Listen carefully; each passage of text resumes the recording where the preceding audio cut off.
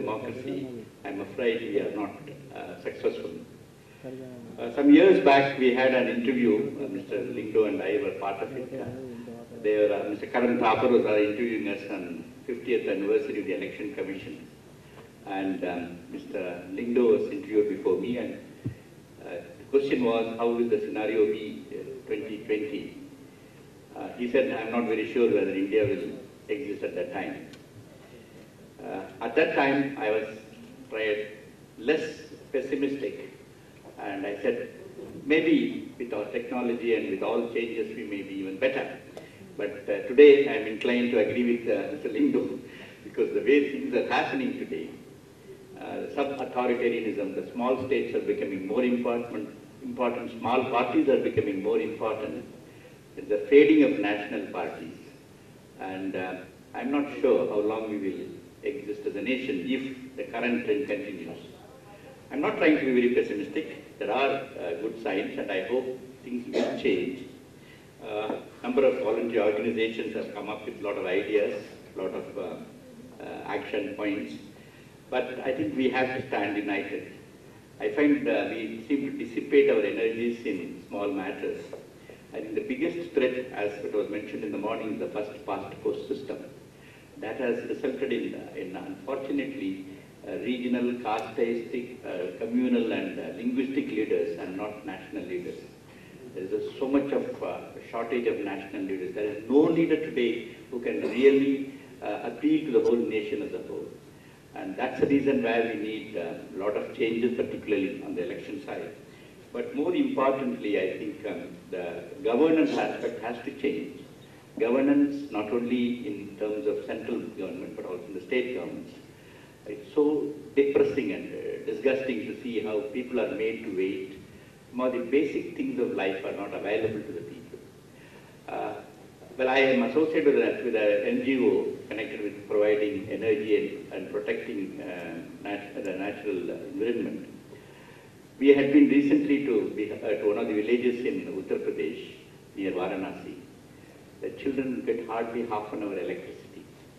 They don't even have facilities like schools.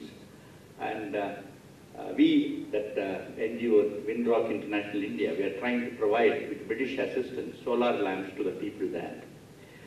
What is the use of democracy if we can't provide some of the basic facilities? Swami Vivekananda is supposed to have said that of what use is religion if a person cannot keep his stomach fulfilled?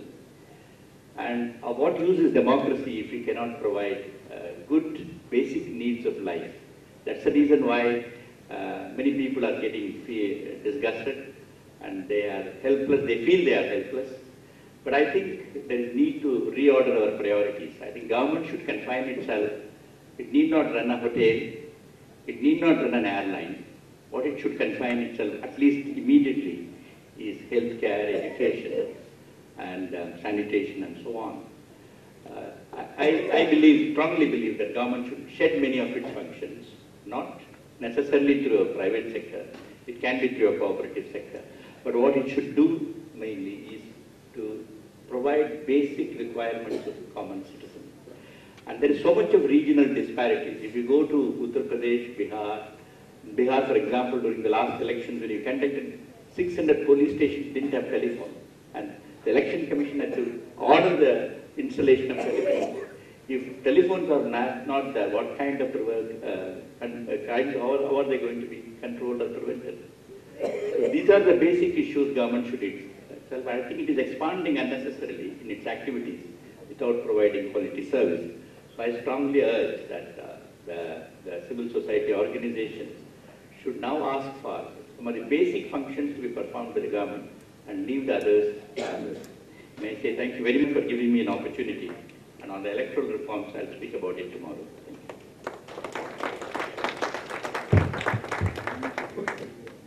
Thank you, Mr. Krishnamurthy. Well, I think solidarity seems to be the order of the day. Moving on, we have around 5 minutes for a question and answer session. So would anyone want to ask any questions?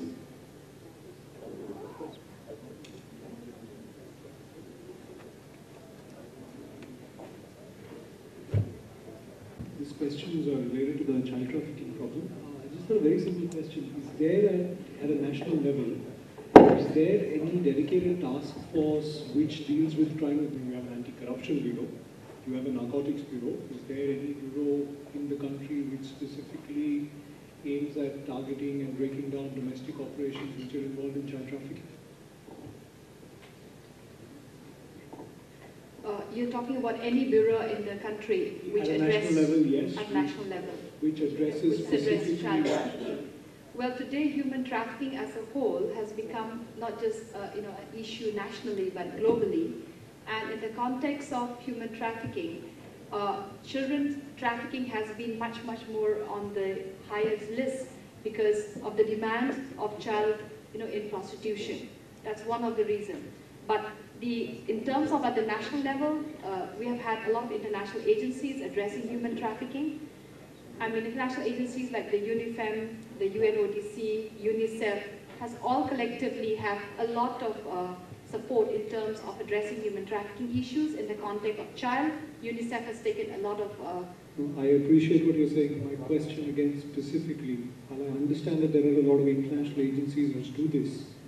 Is there specifically something at the national level? Because it's fine for people sitting in Geneva and New York and London to be trying to figure out how to halt human trafficking out of Northeast India. But I suspect it's a lot more relevant if there is local knowledge.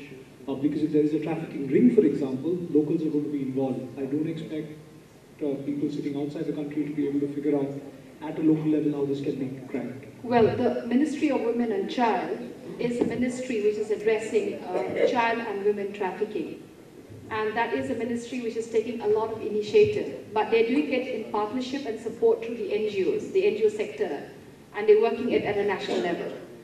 That's one of the... My only submission really to you would then be... Can I add something here? Hi, I'm Swasti Rana. I work with UNODC. Now, UNODC since 2006 has been running a project along with the Ministry of Home Affairs. And what we basically, the project is titled Strengthening the Law Enforcement Response Against Trafficking in Persons through the Training and Capacity Building. So what we do is we actually do training for police officers and prosecutors. Presently, this project is operational in 5 states. The states being Bihar, West Bengal, Andhra Pradesh, Goa, and Maharashtra. Now, to answer your question, what has happened is, given the good results that have come out of it, the Ministry of Home Affairs has now taken out their own project, which they are going to be having across India.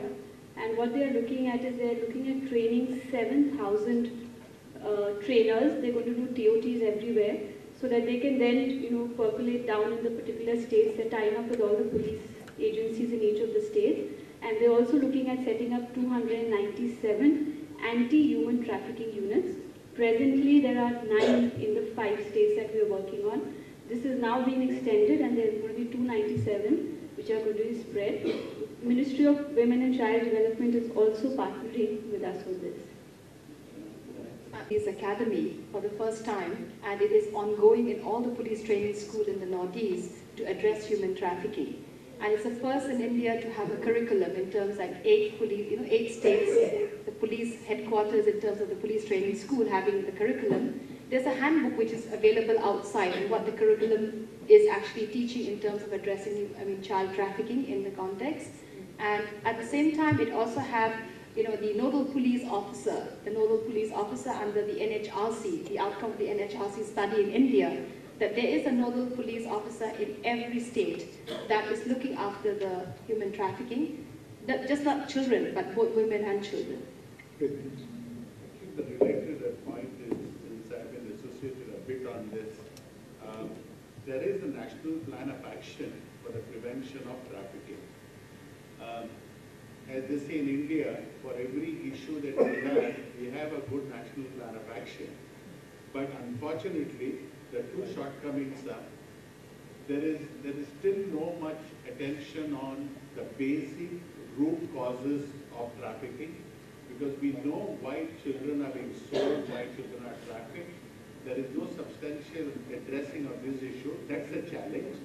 And number 2, there is no mechanism of monitoring whether a partnership between civil society and government is really addressing the issue in a substantial way.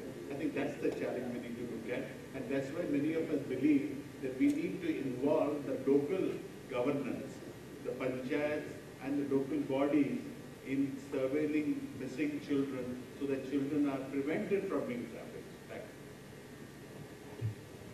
Thank you. Well, in fact, to add to this, we have a law enforcement officer who's getting awarded today at the award ceremony. This officer was trained by UNODC and he successfully managed to stop a human trafficking case happening somewhere. So, well, any more questions?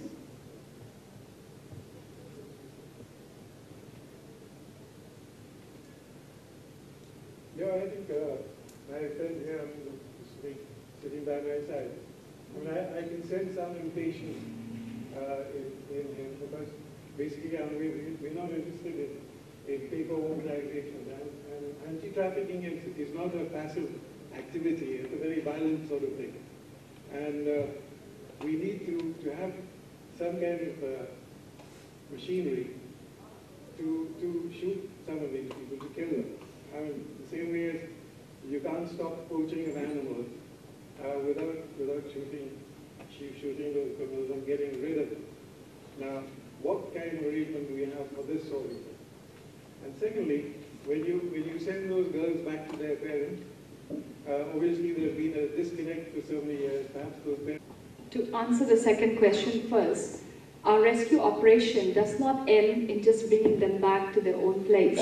It ends with rehabilitation processes, and these rehabilitation packages are in collaboration with various other organizations who are running rehabilitation programs. We do a follow-up for a minimum of 1 to 2 years, because very often when the child is being trafficked, she was trafficked at the age of 11 and she comes back home after many, many years. Many of the family does not even know the whereabouts, what happened between the period of 5 to 6 years. And the issue of confidentiality, where many children when they grown up, they don't want the family to really know what has really happened. That is also where a lot of counseling are being offered at the counseling center or at the shelter home where the children are being placed. These shelter homes are either run by government, some are run by civil society organizations supported by government. So there's a lot of networking between the homes, the counseling which is being offered to them, at the same time the rehabilitation packages. Now rehabilitation packages is something which has been very challenging because it's just not about keeping them with a vocational training of making, sweaters or making some dresses or, tailoring.